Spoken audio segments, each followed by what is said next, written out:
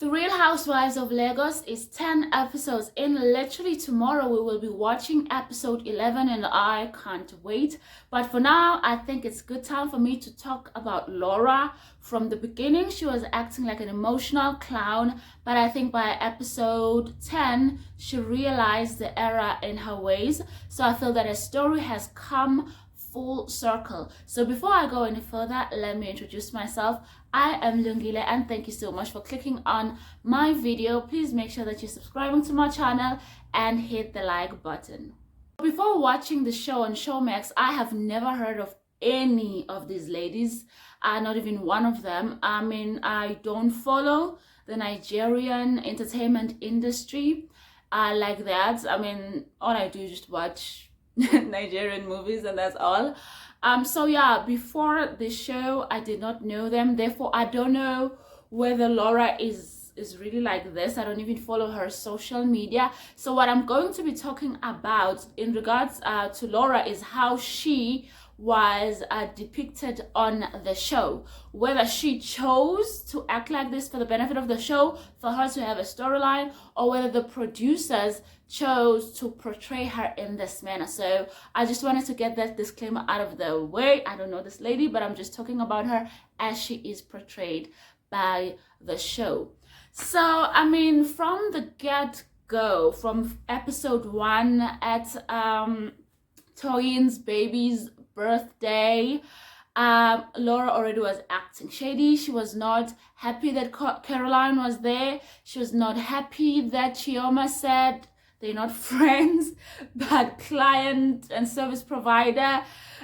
She was already just, giving negative vibes from the onset. The next episode, they went away to the vacation. And you know what? Laura decided that she's not going because she doesn't know Toyin like that. Who's Toyin? They're not friends and whatever. And then after after the beach party, somebody apprises her of what was said about her by who. She took offense to what apparently Caroline said about her, and she was like, oh no, I would have slapped Caroline, So they just was like, what's up, Laura? If you wanted to slap Caroline so bad, you should have come to the beach getaway that, was hosted. You were invited to. So Laura also had the chance to host the ladies, and it was at her fashion show. I like her fashion line. I like those shorts. I like a majority of the clothes. But now, two things. Apparently, the show started 6 hours late. You gotta learn to keep time. But anyways, when the show was on, Laura was so happy. She was so satisfied with everything that she showcased. Ioba and her daughter walked the runway for her. Everybody was happy. Most importantly, Laura was happy. I was happy to see Laura happy. I was like, come on now, girl. We've been missing this. It's good to see a positive emotion out of you. And I thought Laura was gonna stay happy, but nope. Next on, Miriam hosted a party. I'm probably skipping a few events here, but I'm just highlighting, the biggest events with regards to Laura. So Miriam hosted a party, invited the ladies to her home, warned the ladies to be on their best behavior or else people gonna be kicked out. Kudos to Miriam for laying down the law. People must come to your house and act like they got sense. Come on now. So anyways, the ladies came through to Miriam's house, but two of them were apparently 6 hours late. Clearly, I don't understand Nigerian social etiquette and Nigerian party rules or whatever, but how are you 6 hours late to a small gathering of less than 8 people? How is that even possible? Like, when you're arriving 6 hours late, are you really expecting for the party to still be on? But for Chioma and Caroline's benefits, they were the ones who were late. The other ladies chose to wait for them, and so everything started late at Miriam's house. And cue Laura. Laura was not impressed in any way, shape, or form, and Her mannerism spoke of her displeasure. She was sulking, she was folding her arms, she was playing with her food. Apparently she wasn't even enjoying the food. And Toyin, being a good friend of hers, Toyin took it upon herself, to try and cheer her up, to keep asking, are you okay? What's going on? What's up? And then to the point that Laura even snapped at Toyin, because I guess Laura wanted to stay sulking and didn't appreciate her friend's efforts to cheer her up. God, I didn't appreciate that, So anyways, afterwards, as the ladies are going on with their lives, there was an exchange on their group chat, where Laura once again felt the need to write a paragraph expressing her displeasure over the fact that two of the ladies were late to Miriam's party, and Caroline was not taking it lying down. There were insults on the group chat between Laura and Caroline, one calling the other P word. I don't think YouTube will let me say that word. But yo, it was deep and it was dark. Let me tell you, Nigerian woman, I respect you. You got insults for decades.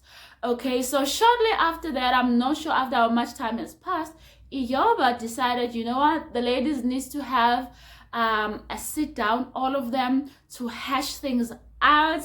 Everybody came through, and it seemed like, people were confronting Laura, and Laura felt ganged up on. That escalated so bad, so quickly between Laura and Caroline. More insults were fighting. Caroline was not backing down. Laura was not backing down until, Laura threw water at Caroline, and Caroline threw a glass with something in it. I don't know, whiskey, water, something. Hey, people were pulling them apart. Miriam was having a wardrobe malfunction on the floor. I loved your top, Miriam. You clearly didn't know you were coming to a fight, huh? Because you don't wear top like that to a fight. So anyways, it was hectic. And I'm like, wow. I knew these shows have drama, but this, wow. And I was loving it. All of it. Let me tell you, Real Housewives of Lagos gave me the drama that I signed up for. Goodness. So after Caroline and Laura literally had to be pulled apart, like security even came into the room, to keep the peace between the ladies. Toyin, being a good friend, made sure she escorts Laura out and tried to talk to Laura and blah, blah, blah. Toyin, you're my favorite from the beginning. Let me just put that out there. But after that, it was visible and blatant that Laura is now on the outs with the ladies. The ladies are done and tired of giving Laura any type of attention. For example, the next party was Iyoba's daughter's party. Beautiful. Now that is a 21st birthday party for centuries, darling. Loved everything about it. But anyways, Laura came through. She was beautiful. Everybody was beautiful. Everybody's always beautiful anyways. What the hell? This is Lagos, okay? So anyways, Laura was beautiful, but hella awkward. She didn't seem to know what to do with herself. She was moving from this table to that table. It was hella awkward, and then she left early. And then the next party, I think, was Toyin's traditional party. Out of all the parties, I really would have loved being invited to Toyin's traditional party. Like, I love culture, and I feel like I could have learned so much from Toyin's and there was a live performance. I digress. Back to Laura. So even at Toyin's party, Laura, you could clearly see she's still on the outs with the ladies, and everybody was going gaga over Caroline and happy about Caroline. Caroline looked like a goddess, and Laura was sour. Laura didn't know what to do with herself, at Toyin's traditional party, she wasn't even sitting with the ladies, and she was feeling some type of way that the ladies are paying her no mind. But the ladies were really tired of her drama, And after she left, because, she left early. Laura must leave early because her husband is waiting for her, her children, blah, blah, blah. Because clearly on a show such as The Real Housewives of, she's the only one with a husband, I guess. Like, Caroline has, my trucks. Like Caroline has a child with a disability, Toyin also has a young child, but you never hear them citing their families as an excuse to leave early. Mama, you made a commitment to the show, so there's a whole thing of you leaving early, unless you wanted that to be, you know, part of your storyline. And then cue Dubai, episode 10, where everything came full circle. Now, who is never excited about going to Dubai? If anybody tells me I'm going to Dubai, honey, I am happy like a child. And so were the ladies. They were happy, excited. They get there. It's Toya's birthday party. Tiana 45, you know, and that's an amazing way to celebrate your 40th birthday. Dubai. Yes, Toyin. Yes, Mama. So, you know, Toyin gives them free reign to also plan events and host an event while they are all there in Dubai, because it's a whole goddamn week. Laura, a whole week of you stuck with these ladies? Are you gonna keep sulking? Are you gonna keep acting like you know, like, I don't even know. I'm trying not to be offensive here, you know, I'm talking about a grown woman. So yeah, she tried it for a bit, and everybody once again was not paying Laura any mind, was not giving her attention, and Laura was mad. Not mad, but she just seemed to be sinking into sadness over the fact that her friend Toyin is paying more attention to the other ladies and not giving her any attention. Like, Laura, how? Like, Toyin invited all of you? Must she leave the ladies here in the lounge and go entertain you in your bedroom? Why don't you come and join the ladies in the lounge, you know? And you know what? The ladies were focusing on their fine, clearly of the same mindset that they're not going to let Laura ruin their fun. Whether Laura is sulking, isolating herself or not, they're not going to give her any attention. In the past, they would always be asking her, are you okay? Do you want something? But not in Dubai, darling. Not on episode 10. The ladies were tired. So I think that did something to Laura. She realized, you know, she needs to include herself more. She needs to stop isolating herself. And she had a talk with the ladies, and she told them that. And the ladies were like, yeah, sure.